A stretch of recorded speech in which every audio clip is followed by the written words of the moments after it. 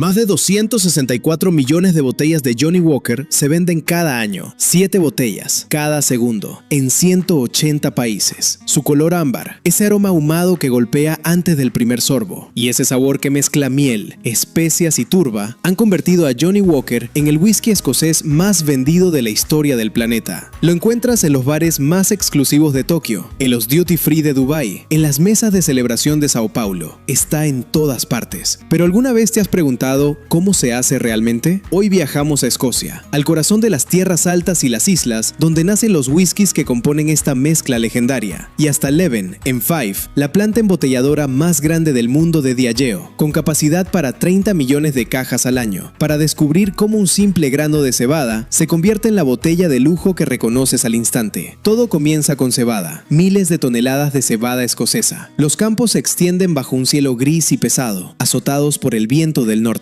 No hay palmeras, no hay sol tropical, solo tierra fría, húmeda y mineral. Exactamente las condiciones que hacen que esta cebada sea diferente a cualquier otra del mundo. La cebada llega a las malteras industriales en camiones que descargan toneladas en segundos. Aquí comienza la primera transformación. El grano se sumerge en agua fría, entre 12 y 16 grados centígrados, en ciclos alternos de remojo y secado durante 40 a 48 horas. El objetivo es uno solo: despertar el grano, engañarlo para que crea que va a germinar. Y funciona. En 4 a 7 días, el grano empieza a brotar. Las enzimas internas se activan y convierten el almidón en azúcares fermentables. Es una reacción biológica silenciosa, invisible, pero absolutamente decisiva. Sin ella, no hay whisky. Entonces llega el calor. El grano germinado entra al horno de secado, el kiln, donde temperaturas de entre 50 y 105 grados detienen la germinación en el momento exacto. Demasiado pronto y los azúcares no están listos. Demasiado tarde y el grano se destruye. Precisión absoluta. En las destilerías que producen el componente ahumado de Johnnie Walker, como Khao Lila, en la isla de Islay, el kiln no usa solo calor, usa turba. El humo de la turba ardiendo impregna el grano durante horas, depositando compuestos fenólicos que medirán hasta 38 partes por millón. Ese número, 38 partes por millón, es el origen del sabor ahumado que reconoces en el Black Label: humo, tierra, tiempo. Para obtener el carácter de una sola botella de Johnnie Walker, este proceso se repite en hasta 29 destilerías distintas, simultáneamente, a lo largo de toda Escocia. Pero ¿cómo un grano seco y ahumado se convierte en líquido? Una vez que la malta está lista, el proceso real comienza. El grano malteado entra en molinos industriales colosales que lo trituran hasta convertirlo en una harina gruesa llamada grist. Las cuchillas lo devoran sin pausa. El ruido es ensordecedor, un rugido metálico constante que vibra en el pecho. El polvo flota en el aire con un aroma cálido, casi tostado, como pan recién horneado. El grist cae en enormes cubas de maceración, los mash tuns, donde se mezcla con agua caliente en 3 etapas sucesivas. La primera a 64 grados, la segunda a 75, la tercera a 85. Cada temperatura extrae más azúcares del grano. El resultado es un líquido dulce y turbio llamado wort, el mosto del whisky. Una sola cuba de maceración puede procesar hasta 12 toneladas de malta por ciclo. El wort se enfría y se transfiere a las washbacks, fermentadores gigantes de madera de pino de Oregón o acero inoxidable, algunos con capacidad de hasta 50.000 litros. Aquí se añade levadura, y aquí ocurre algo extraordinario. La levadura devora los azúcares. En 48 a 75 horas, la fermentación transforma el mosto dulce en un líquido alcohólico de entre 7 y 8 grados. El wash, la cerveza de whisky. La superficie burbujea y espuma con violencia. El calor sube. El CO2 escapa en nubes invisibles. El olor es intenso, fruity, casi frutal, manzana verde, pera, levadura viva. Si la fermentación es demasiado corta, los ésteres frutales no se desarrollan. Si es demasiado larga, las bacterias contaminan el lote. Horas de diferencia, miles de litros en juego. Lo que entra como agua con azúcar sale como el embrión del whisky más famoso del mundo. Lo que en cualquier otra industria sería simplemente cerveza, aquí es el punto de partida de algo completamente diferente. Y aquí es donde ocurre la magia. El wash entra en los alambiques de cobre, los pot stills, y el mundo cambia para siempre. El cobre no es un detalle estético, Es química pura. Durante la destilación, el cobre reacciona con los compuestos de azufre del líquido, los mismos que producirían sabores desagradables, metálicos, a huevo podrido, y los elimina. Sin cobre, no hay whisky suave. Sin cobre, no hay Johnnie Walker. La primera destilación ocurre en el wash still,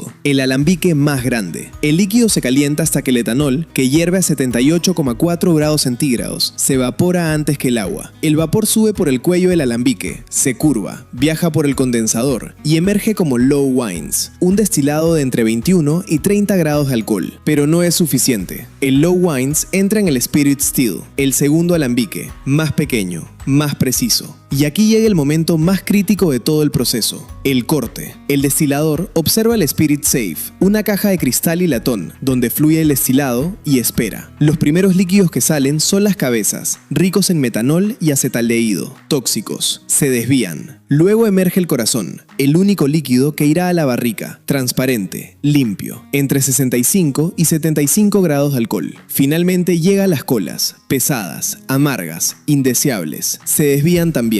El corazón dura apenas unas horas, un segundo de más y las colas contaminan el lote, un segundo de menos y se pierde parte del corazón. El maestro destilador toma esa decisión con los sentidos, vista, olfato, experiencia acumulada durante décadas, pureza absoluta. El nuevo espíritu que emerge es incoloro, ardiente, con un aroma que quema la nariz, pero dentro de ese líquido transparente ya vive el carácter que años después reconocerás en cada sorbo. Pero cómo ese líquido incoloro se convierte en el whisky ámbar que conoces, y aquí es donde el tiempo toma el control. El New Make Spirit, ese líquido transparente y ardiente, entra en barricas de roble, barricas que antes contuvieron bourbon americano, o jerez español, o vino de Oporto. Cada tipo de barrica imprimirá un carácter diferente. La ley escocesa es inflexible, mínimo 3 años de maduración, pero Johnnie Walker no trabaja con mínimos. Las barricas se apilan en almacenes oscuros y fríos, los warehouses, a lo largo de toda Escocia, millones de ellas. Diageo tiene más de 10 millones de barricas madurando simultáneamente. Si las pusieras en fila, la hilera daría la vuelta al Ecuador más de 2 veces. Y entonces ocurre algo que nadie puede controlar. El whisky respira. En verano, el calor dilata la madera y el líquido penetra las fibras del roble, extrayendo vainillina, taninos, caramelo, especias. En invierno, el frío contrae la madera y el líquido regresa al interior de la barrica, transformado. Este ciclo se repite año tras año, durante 12, 18, 25 años. Demasiado tiempo en barrica nueva y el whisky se vuelve amargo, dominado por el roble. Demasiado poco y el espíritu permanece áspero, sin pulir. La ventana perfecta es estrecha y solo la experiencia la reconoce. Pero hay un precio. Cada año, el 2% del contenido de cada barrica se evapora a través de la madera hacia el aire escocés. Los destiladores lo llaman la parte de Los Ángeles. Con 10 millones de barricas activas, Diageo pierde cada año una cantidad de whisky equivalente a cientos de millones de litros evaporados, invisibles, perdidos para siempre en las tierras altas. Los Ángeles beben bien. Lo que entra como un líquido incoloro y agresivo sale como un whisky ámbar, suave, complejo, con capas de sabor que ningún químico podría diseñar en un laboratorio. Solo el tiempo y la madera lo logran.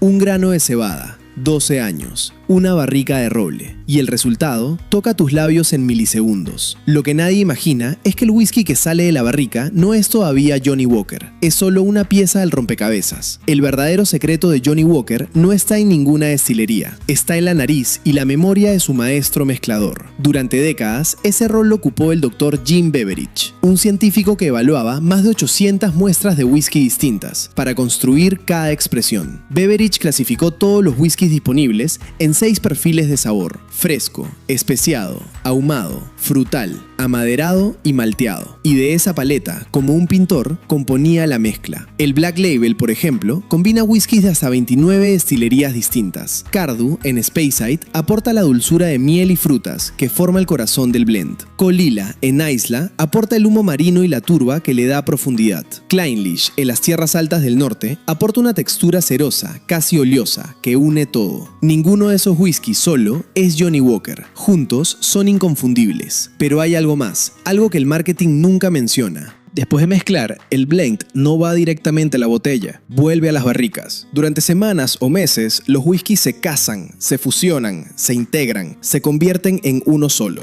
Este proceso se llama marrying. Sin él, el blend sería una suma de partes. Con él, es una identidad. Y el subproducto de todo este proceso, los whiskies descartados. Los lotes que no pasan el control de calidad, no se tiran, se redistilan, se reutilizan, se convierten en alcohol industrial o en biocombustible. Lo que el mundo tiraría, Diageo lo convierte en energía. La próxima vez que veas una botella de Johnnie Walker, recuerda que dentro hay el trabajo simultáneo de 29 destilerías, décadas de maduración y la memoria olfativa de un maestro que nunca olvida un sabor. Pero antes de que el whisky llegue a la botella, tiene que superar el filtro más exigente del proceso. El control de calidad de Johnnie Walker opera en múltiples niveles. Primero, el análisis químico, cromatografía de gases, que mide con precisión de partes por millón la concentración de más de 200 compuestos aromáticos. Cualquier desviación del perfil establecido, aunque sea imperceptible para el paladar humano, detiene la línea. Luego, el panel sensorial. Un equipo de catadores entrenados evalúa cada lote. No buscan que el whisky sea bueno, buscan que sea idéntico al anterior, idéntico al de hace 10 años, idéntico al que se vende en Tokio y al que se vende en Buenos Aires. Una botella que no coincide con el estándar es una botella rechazada. El whisky aprobado llega a Leven, la planta embotelladora más grande de Diageo, en Fife, Escocia. Aquí, 17 líneas de embotellado operan a velocidades de hasta 500 botellas por minuto, 30.000 botellas por hora, por línea. Cada botella pasa por detectores de metales, cámaras de alta resolución que verifican el nivel de llenado con precisión de milímetros y sistemas de sellado al vacío. El tapón entra con 40 kilogramos de presión. El sello de seguridad se aplica en milisegundos. La botella icónica, ese diseño cuadrado que Johnnie Walker adoptó en 1870 para que no rodara en los barcos que la transportaban por el mundo, emerge de la línea lista para cruzar océanos. La próxima vez que escuches el sonido del sello rompiéndose, recuerda que ese momento tardó décadas en llegar. Desde Leven, las cajas salen hacia 180 países sin parar. Tokio, Dubái, Nueva York, Sao Paulo, Lagos. Cada caja ya sabe a qué continente va. La cadena logística de Diageo mueve más de 22 millones de cajas de 9 litros al año, solo de Johnnie Walker. Camiones refrigerados, contenedores marítimos, bodegas climatizadas. El whisky viaja en condiciones controladas para que el tiempo y el movimiento no alteren lo que tardó años en construirse. 14 días hasta Japón,